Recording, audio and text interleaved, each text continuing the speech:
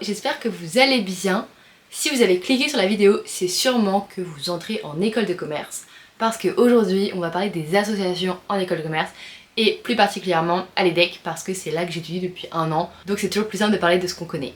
Les associations, on en entend beaucoup parler, c'est quelque chose qui est plutôt important et qui est plutôt mis en avant par les écoles de commerce, et donc j'ai décidé de vous apporter mon point de vue sur les associations pour que vous puissiez commencer votre année le mieux possible. Je vais pas perdre trop de temps et je vais commencer directement avec le premier point qui est qu'il y a beaucoup d'associations, en tout cas à l'EDEC. Globalement, j'ai l'impression qu'il y a quand même beaucoup de choix dans toutes les écoles de commerce, que ce soit HEC, le SCP, le M Lyon, Audencia ou autre. Et c'est aussi vrai du coup à l'EDEC. On a plus de 50 assos, je crois qu'on en a 54 ou 55 pour le parcours grande école.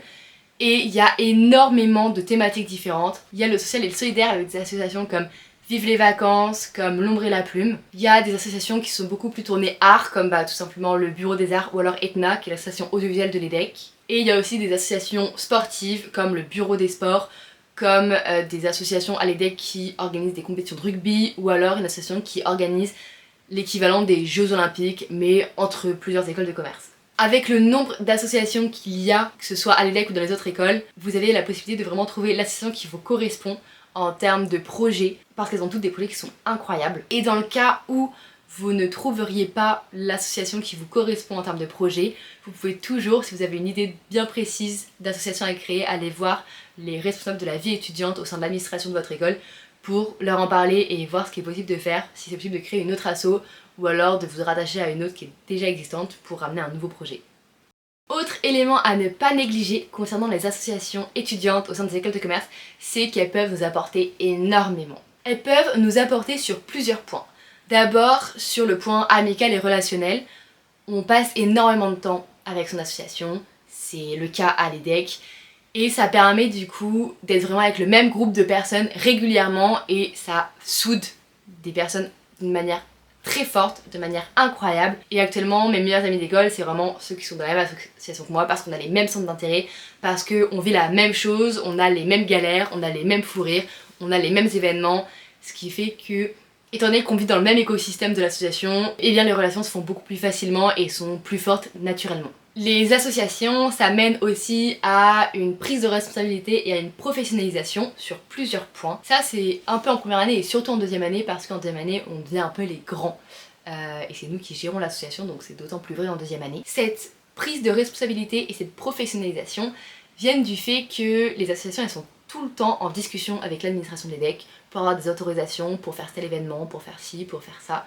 Ce qui fait que il y a toujours cette relation très professionnelle avec l'école. Il y a aussi selon les associations des relations avec des clients parce qu'on va leur fournir un service. Par exemple dans mon association ETNA on fournit un service audiovisuel donc on est un prestataire comme un autre, ce qui fait qu'on a des relations professionnelles avec d'autres assos. Et aussi selon le poste dans l'association, il y a la gestion d'un groupe de personnes. Par exemple si vous êtes responsable d'un pôle, que ce soit le pôle commercial, le pôle démarchage, le pôle relations extérieures, eh bien vous allez devoir gérer et organiser plusieurs personnes, donc ça mène à cette responsabilité et à cette professionnalisation. Les associations, elles sont aussi un vecteur de découverte de soi. Elles nous permettent de découvrir ce qu'on aime et ce qu'on n'aime pas, que ce soit une manière de travailler, que ce soit des événements organisés, que ce soit un pôle par exemple, vous allez vous rendre compte que vous n'aimez absolument pas négocier. Et ça c'est quelque chose d'incroyable parce que c'est comme une expérience professionnelle en réalité. Et donc ça nous en apprend autant qu'une vraie expérience professionnelle et c'est hyper intéressant pour notre projet futur parce que ça nous permet de découvrir le monde du travail et comment nous on l'appréhende. Et chose à ne pas oublier, dernier point, les associations ça nous apporte énormément en termes d'expérience parce que on vit des choses incroyables, on crée des projets incroyables, on y participe à certains. Et c'est des choses qu'on n'aurait pas pu faire si on n'était pas en association. Par exemple, avec mon association d'audiovisuel, j'ai pu filmer des concerts et des festivals de musique, j'ai pu filmer des compétitions sportives de rugby d'ampleur européenne, j'ai pu emmener des enfants en colonie, chose que j'aurais jamais pu faire si j'étais pas en association. Donc c'est un penchant des associations qui n'est pas à négliger, le fait qu'elles nous apportent énormément d'événements et d'expériences enrichissantes. Un dernier point que je voulais aborder concernant les associations, c'est un point en fait je veux mettre en garde contre certaines choses. parce que les associations, il faut faire attention à certains points. Les associations, c'est incroyable, ça nous apporte énormément de choses, de nouvelles personnes, de nouvelles rencontres, de nouvelles responsabilités, de nouvelles compétences. Mais en même temps, il faut faire attention à tout cet effet de groupe.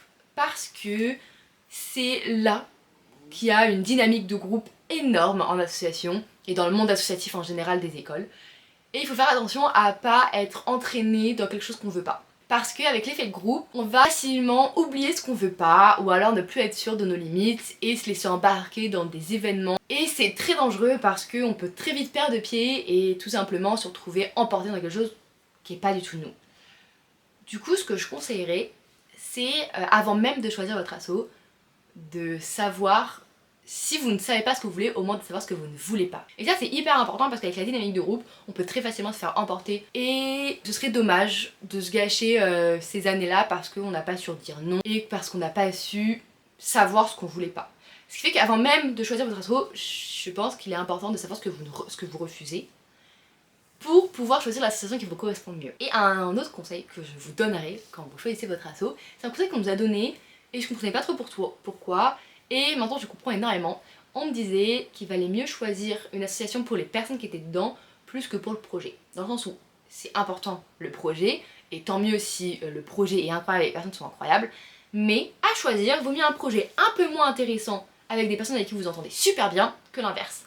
Parce que vous allez, surtout à l'EDEC, passer les 2 premières années de votre vie et à l'EDEC avec votre association.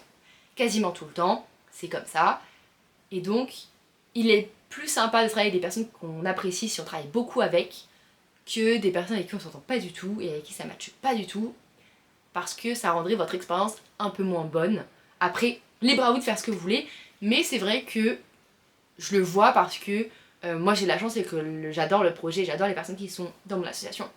Mais c'est vrai que mon projet il prend énormément de temps, il est très énergivore et très chronophage, ce qui fait que si je passais autant de temps dans le local de mon association à faire du montage avec des personnes que j'apprécie pas plus que ça et avec qui j'aime pas plus rire que ça, ce serait beaucoup plus embêtant et beaucoup moins sympathique à vivre.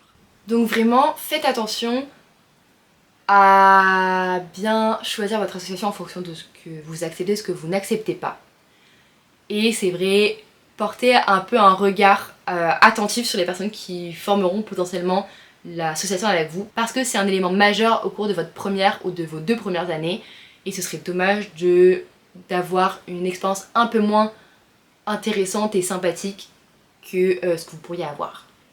C'est la fin de cette vidéo sur les associations, notamment sur les associations à l'EDEC. J'espère que ça vous aura plu et que ça vous aura appris des choses.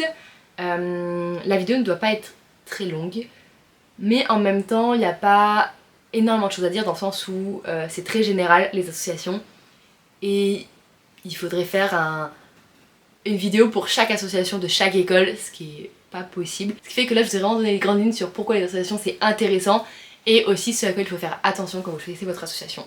Si vous avez des questions, n'hésitez pas à les poser en commentaire, j'y répondrai avec plaisir. Si vous avez d'autres informations, n'hésitez pas à les mettre en commentaire non plus. Et moi je vais vous laisser et je vous dis à une prochaine fois et à très vite j'espère.